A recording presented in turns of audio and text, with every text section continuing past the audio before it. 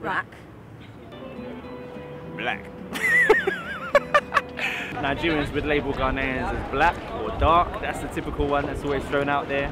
As a round head, as a short man, jollof rice, fufu. I don't think they are as loud. I think they're a little bit more reserved.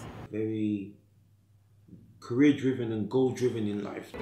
Usually quite well-groomed. And says, hey, a lot, and chale, and clicks fingers. That's the typical Ghanaian.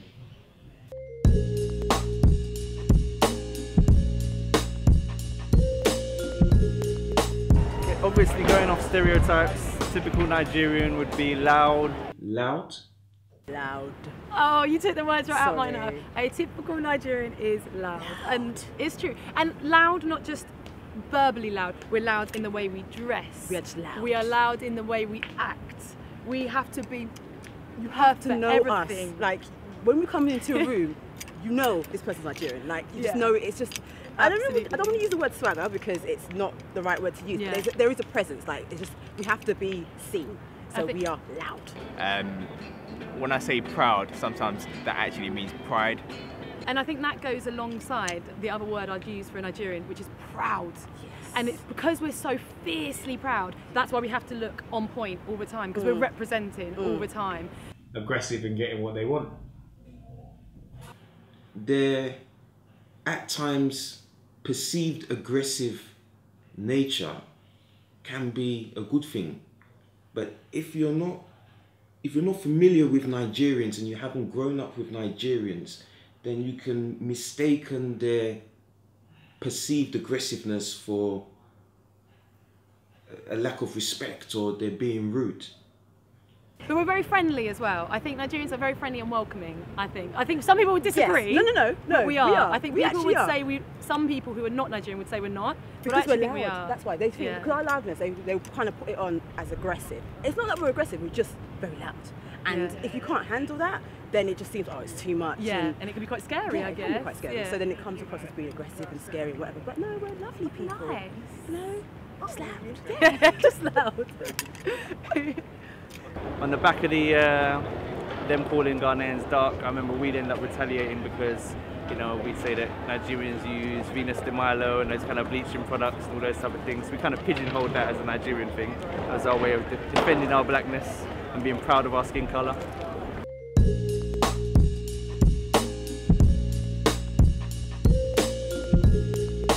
Not within my own family. Within my own family, it's pretty open. Africans are Africans. So no, I grew up with a lot of Nigerians, so it's not been any real animosity in my own family. In my family, I haven't so much experienced like animosity between the Nigerians and Ghanaians, but again, I don't know if it's because I was removed from that kind of life for a little while, because I grew up with my English family, then came back again. So I don't know, and I also think with my friends, it's like you were saying before, we've become so westernised now, and a lot of us have, I wasn't born here but grew up here. A lot of us were born here, second generation. So I think it's just come banter. But I don't know if you look at the first generations or our older generations, if it's actually, I mean, maybe the people who actually lived through the civil wars, lived through those immigration movements, who were part of maybe being treated badly by the other nation. Maybe that is a bit more in being built within them. But I've not seen it. I don't know of it. With the older generation of Ghanaians, they do have a preconceived conception of Nigerians, that they're loud, they engage in fraudulent activities and so forth.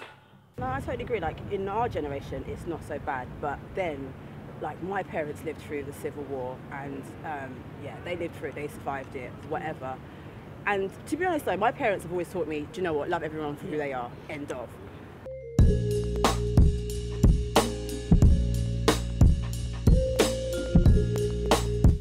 No, up until this interview was about to take place, and when I read up a little bit on it, I didn't know anything about the Ghana Must Go banter or anything, or history, as you say. I'm not fully aware of the details. From what I think happened, or what I think I've been told, it's kind of, I know it had something to do with the Nigerian Civil War. we wanted to get out because of the Civil War. Basically, it was like the Igbo people wanted to do their thing. Everybody else in Nigeria wanted us to do our thing. And, you know, so I think it was the Yoruba people there, so the British got involved and it was them against us. So for me, as a Nigerian, even within that, I have my own little thing anyway, but I digress. So I know that pretty much after our independence in 1957, that like many Nigerians were moving into Ghana, and there were some good reasons for that, mainly because I guess there were strong beliefs in the Pan-Africanism ideals of Kwame Nkrumah at the time, and so Ghana really welcomed a lot of immigrants from other parts of Africa because we wanted to lead the way in terms of Africa's development by having that independence. So it's really positive. But obviously you've got to bear in mind that Ghana is a very small country, and I guess this level of immigration left or brought some changes that not a lot of people were happy with. So in 1969, a newer government enacted the Alien Compliance Order. It was solely a reaction from a Nigerian government. To be quite precise, Shehu Shagari at the time was responding to what Busia had done to Nigerians in 1969. 1969, there was a Busia, as I said earlier on, come to take the government from military government, and then he had to go through his objectives for being elected, and one of them was to implement something that he called Aliens Compliance Order, which basically meant that I think nearly about 500,000 Nigerians were asked to leave. Then similarly in the late 70s, or in the 70s, Nigeria was experiencing a big oil boom. They had lots going on over there, they needed a lot of cheap labour, they opened themselves up to lots of immigration, lots of Ghanaians went in there. My dad's sister, she used to live in Nigeria because her husband was also a teacher.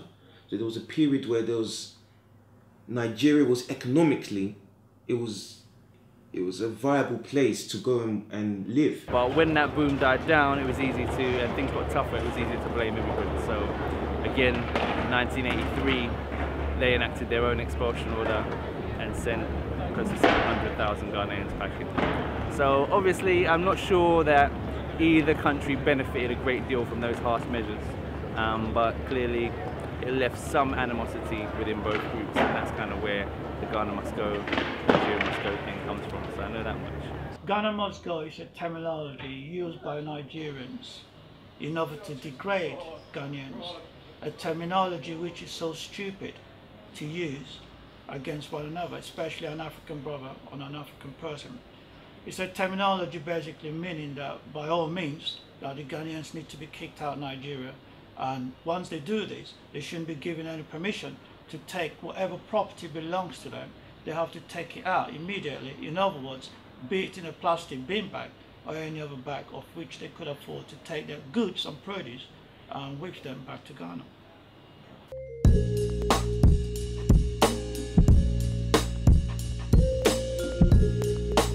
Obviously fraud, those scams, 419 scams, you know, that's something we could always throw out there. You got the 419 banter. Nigerians are known for liking big money, just being very into materialistic things, which is not so Ghanaian, but you can't knock them. You got the Ghana must go bag banter.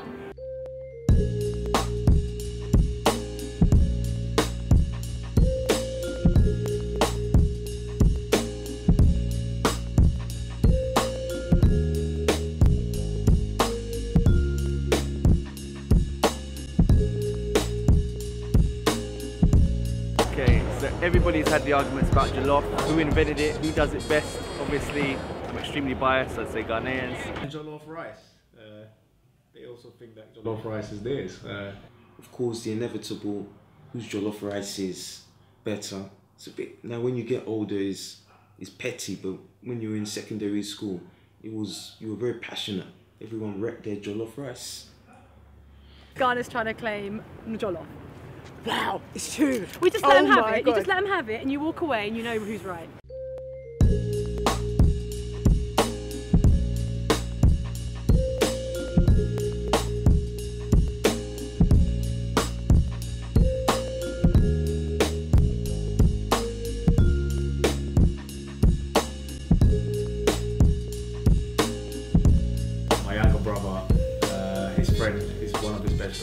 Nigerian, and you hear them having banter about football. The Nigerian believes his team is the best, and Ghana believes their team is the best. Well, obviously between Nigerians and Ghanaians, African Cup of Nations, it's always either going to be Nigeria or Ghana. You know when you just have those raves and stuff like Nigeria versus Ghana, or when we have the football matches and whatever. Yeah. I know I have to say, you know, Super Eagles, we ain't been doing our thing recently. But did we not beat Ghana? Did we not beat Ghana? Let's bring it back.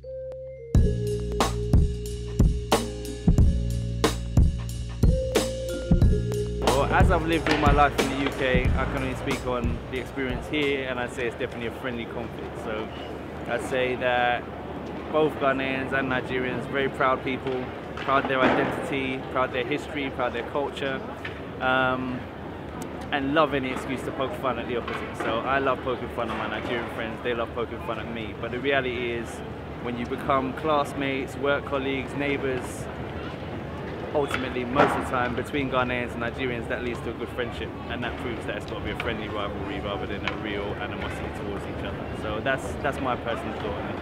No, I think it's more on a friendly banter more than anything.